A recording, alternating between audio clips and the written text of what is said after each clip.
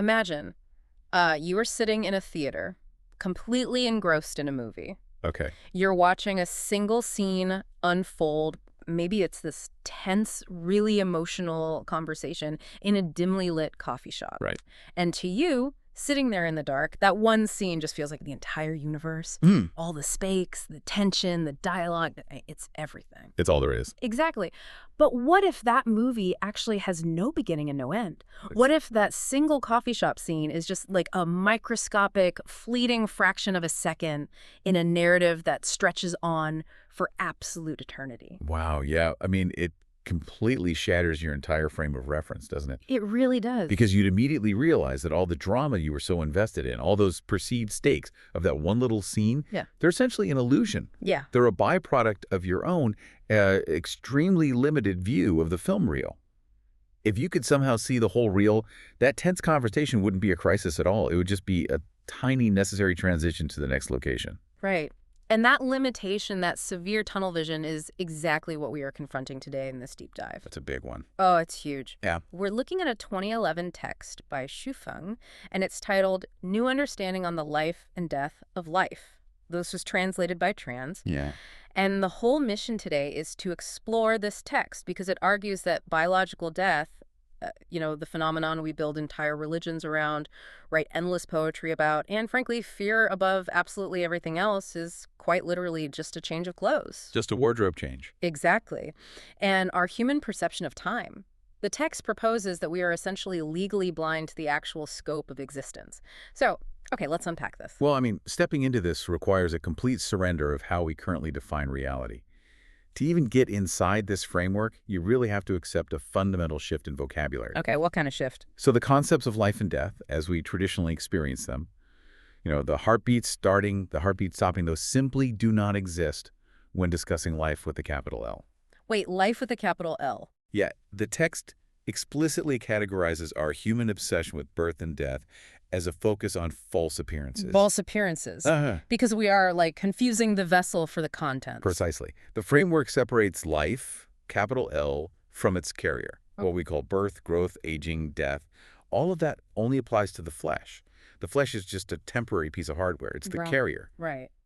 So when that hardware inevitably fails, the true process at play isn't an ending. It's not a termination. The text says it is simply a conversion. A conversion. Okay, so what does this all mean for us? It makes me think of upgrading a smartphone. Oh, that's a good way to look at it. Right. Let's say I'm walking down the street and I accidentally drop my phone into a deep lake. It just sinks right to the bottom. It's gone. Yeah.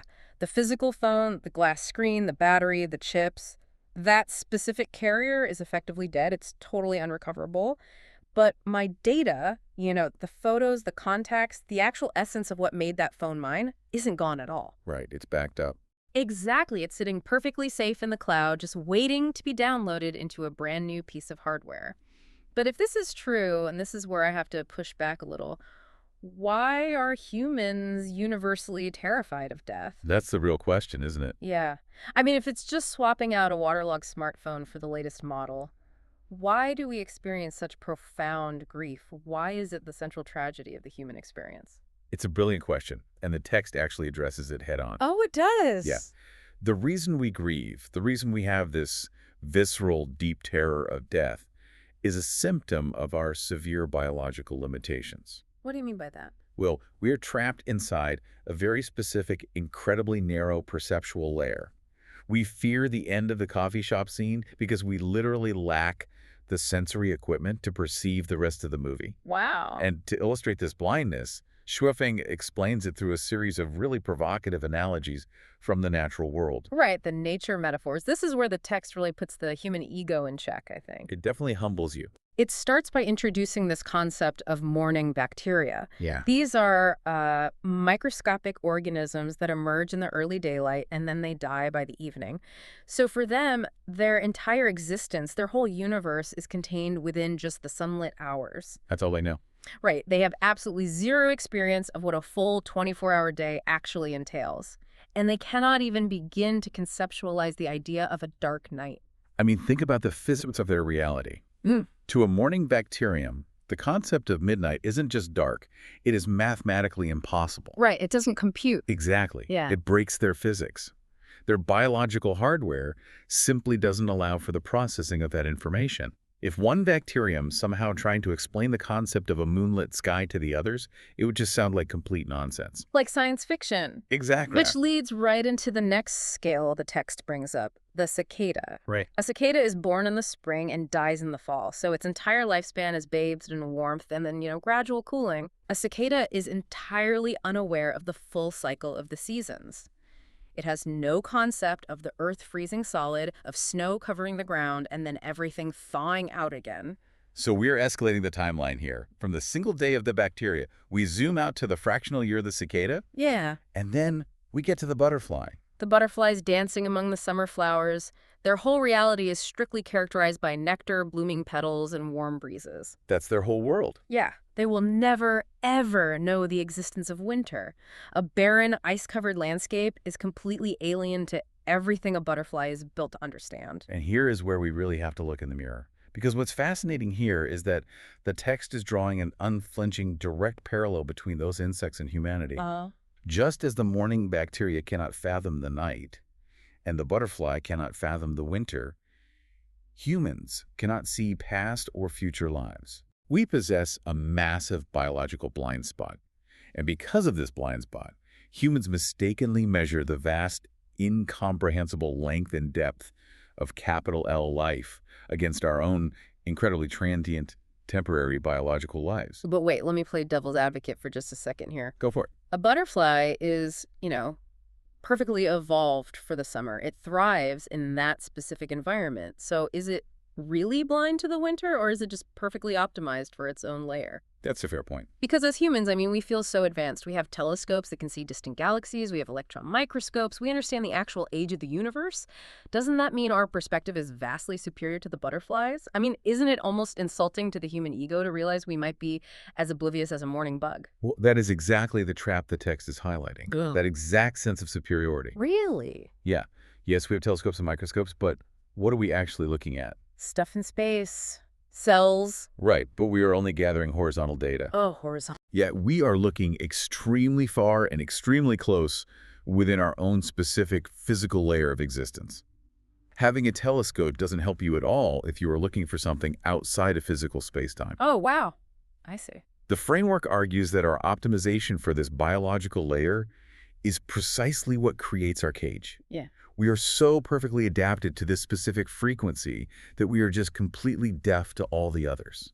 That is a staggering way to frame it. We are gathering, infinite details about the summer, but entirely missing the fact that winter is coming. Exactly. And the text really zeroes in on this arrogance, doesn't it? It asks, how should we react when morning bacteria confidently declare that there are no dark nights? Right. Or when cicadas insist, with absolute certainty, that there is no such thing as winter? We would view them with a kind of gentle pity. Yeah. We, possessing a slightly wider field of vision, know that the bacteria and the cicada are just projecting their own limitations onto the entire cosmos. They don't know any better. They are making absolute definitive statements about the universe based on a microscopic fraction of available data. And then comes the gut punch from the text. It asks, how do we feel when people tell us that there are no previous or future lives? Right there. When humans boldly declare that this biological span is all there is, we are speaking with the exact same ignorant confidence as the cicada denying the snow.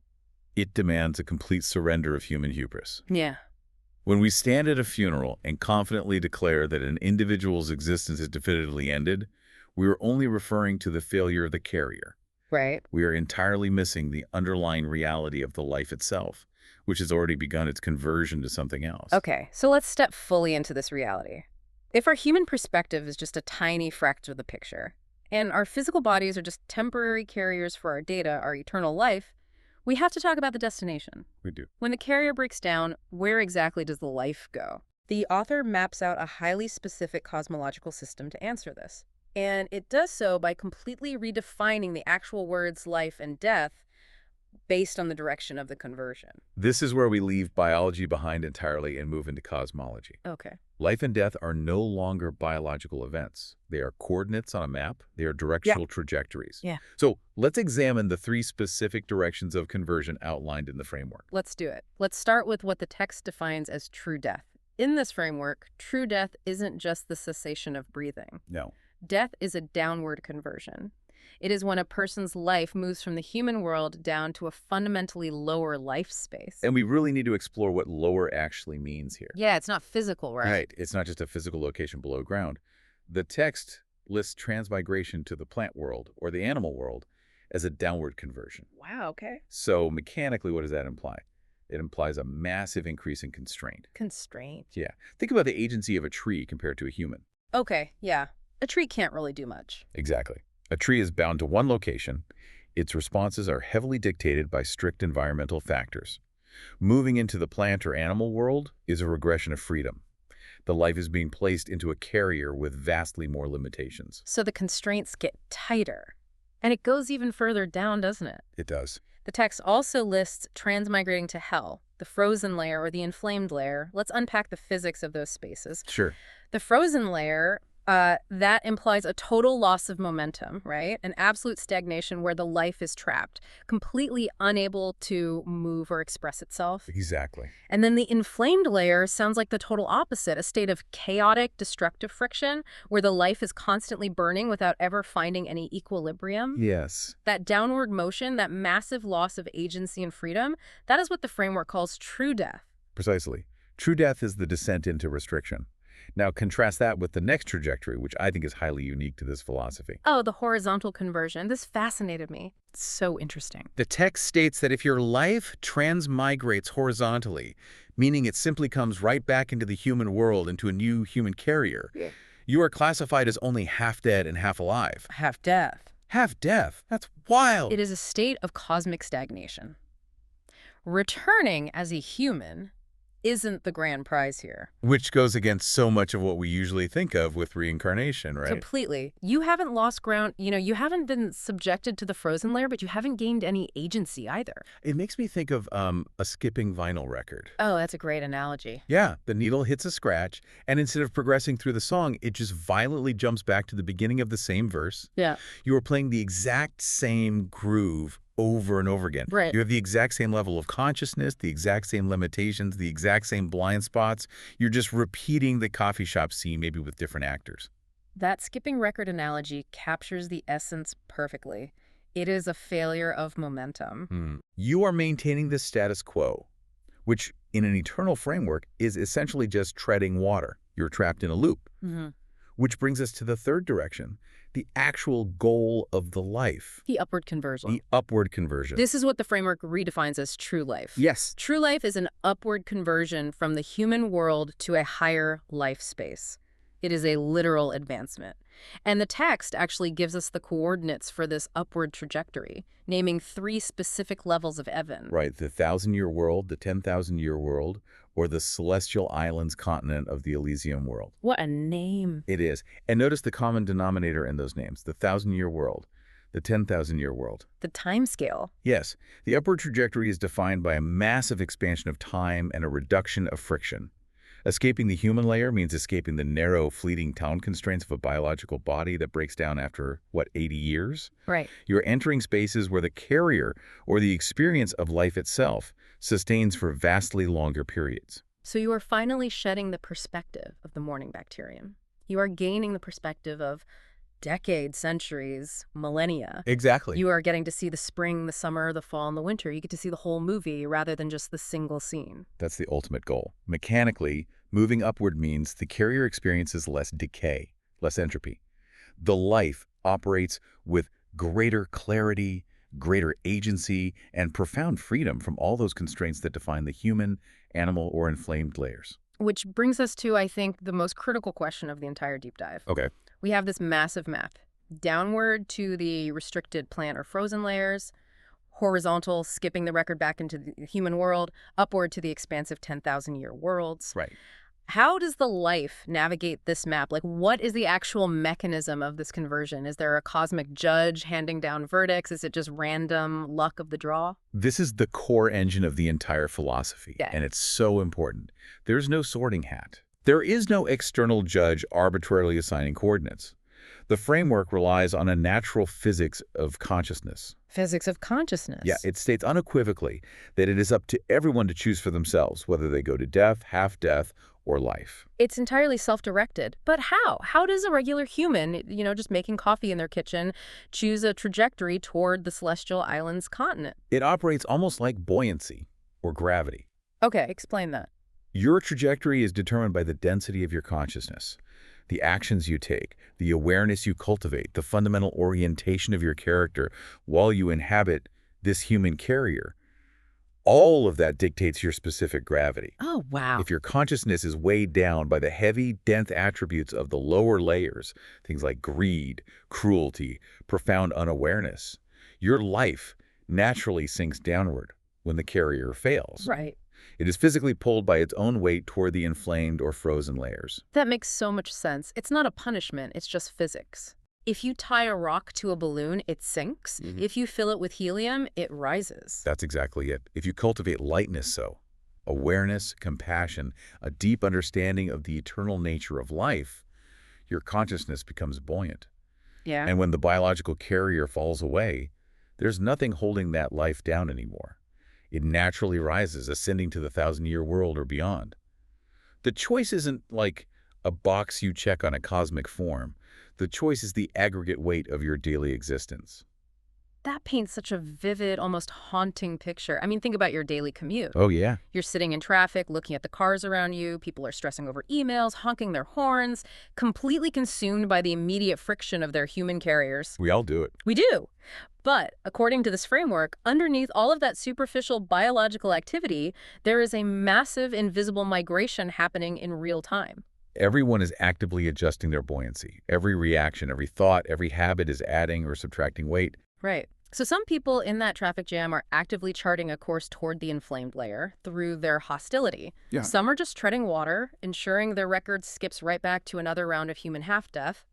And some, perhaps sitting quietly in the exact same traffic jam, are cultivating the lightness necessary to ascend to the Celestial Islands continent. The trajectory is being finalized right now, while the carrier is still fully operational. It really assigns an immense, almost terrifying weight of consequence to what we usually just brush off as trivial daily existence. Totally. The human carrier is fleeting, but the specific gravity you develop while inside it dictates the permanent direction of your life's conversion. So let's step back and look at the whole picture here. We've gone on an incredible journey today. We really have. We started by challenging the very vocabulary of existence, reframing biological life and death, not as beginnings and endings, but as mere changes of clothing for an eternal essence. We confronted the severe limitations of our human perception, realizing that our absolute certainty about the universe is often identical to a cicada confidently denying the existence of snow. And we explored the mechanics of a highly structured cosmic map, where the failure of the physical body is simply a catalyst for directional movement, Yeah. a descent into the constrained layers of true death, a stagnant horizontal loop of half-death, or a buoyant descent into the expansive freedom of true life. And the most crucial takeaway, I think, is that the steering wheel isn't held by some external force. No, it's not. It is firmly in our hands, dictated by the daily density of our own consciousness. I think the real value of immersing yourself in a thought experiment of this magnitude lies in its practical application. How so? Well, even if you approach this entire framework purely as a philosophical metaphor rather than literal cosmology, its utility is undeniable. It forces a complete recalibration of what we consider important. Yeah, that's so true. We get so trapped in the immediate stressors of our human carriers, the job, the bank account, the social status, that we completely forget to audit our trajectory. We forget to ask ourselves if our daily habits are making us heavier or lighter. It totally shifts the baseline of what we should actually be worried about. Exactly. Like dropping your phone in the lake is frustrating, but it's utterly meaningless compared to corrupting the actual data you're going to carry forward into the next layer. Precisely. It is a profound call to widen our aperture, to stop obsessing over the coffee shop scene and start preparing for the rest of the movie. Which brings us to the end of our deep dive today. But before we wrap up, I want to leave you with one final thought to ponder as you navigate the rest of your day. Go. We spent a lot of time discussing the butterfly, perfectly adapted to the summer, but completely oblivious to the winter. According to Su Feng's framework, you are currently inside a temporary carrier, entirely blind to the larger seasons of existence that await you. So ask yourself this. What subtle signs or hidden seasons might you be completely ignoring right now?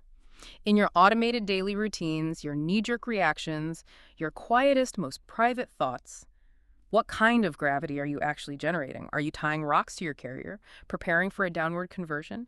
Or are you quietly cultivating the lightness required to finally see the winter? A vital question to carry with you. Until next time, keep diving deep.